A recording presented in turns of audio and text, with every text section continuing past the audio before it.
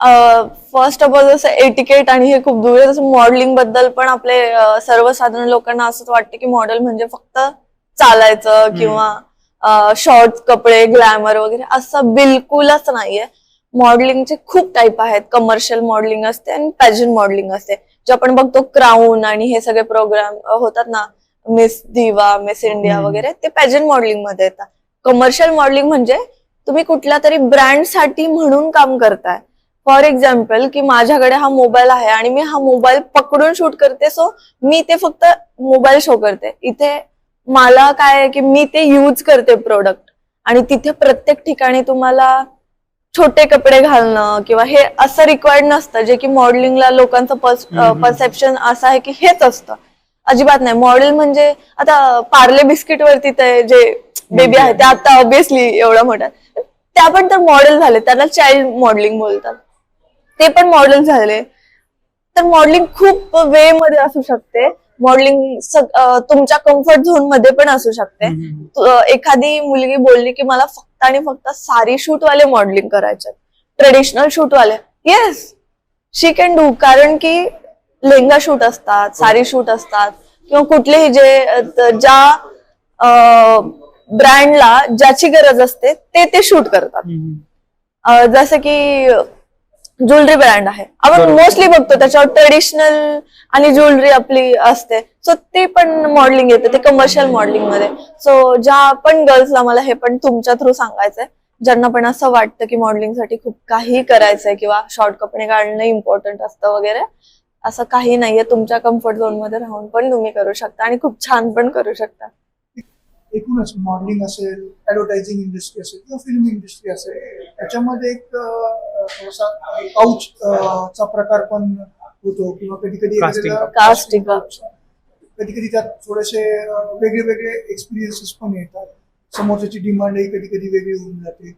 मग असा काही अनुभव आलाय तुम्हाला कधी? कारण तुम्ही मॉडेलिंग सोबत एटिकेटचा पण येस येस, आणि आय एम ऍडव्होकेट, सो ते तर आहे. आणि मला असं सांगायचं की येस, हा प्रकार आहे, पण मी असं म्हणू शकते की हा प्रकार त्याच गर्लसाठी आहे जे त्याला कुठेतरी जाऊन स्टॉप करायचं ट्राय नाही करत. कारण की तुम्ही जर का तुमच्या गोष्टीवर स्टँड आहेत, आणि प्रत्येक मुलीला तेवढा सेन्स असतो की आपण कुठल्या स्टेप पर्यंत जायचंय, कुठल्या स्टेप पर्यंत सेफ असू शकतं किंवा नाही असू शकत. कोणाचीच एवढी हिंमत नसते की ते तुम्हाला डिरेक्टली अप्रोच करून तुम्हाला जबरदस्ती कुठे घेऊन जातील, काहीतरी वाईट बोलतील, असं अजिबात नसतं. समोरचा काहीतरी बोलला आणि त्याला तुम्ही रिप्लाय कुठल्या वेने करता त्यावर डिपेंड असतं की त्याचा नेक्स्ट क्वेश्चन काय आहे. सो मला अशा माझ्या खूप फ्रेंड आहेत ज्या सेम याच्यातल्या आहेत, ते त्यांचा एक्सपिरियन्स सांगतात.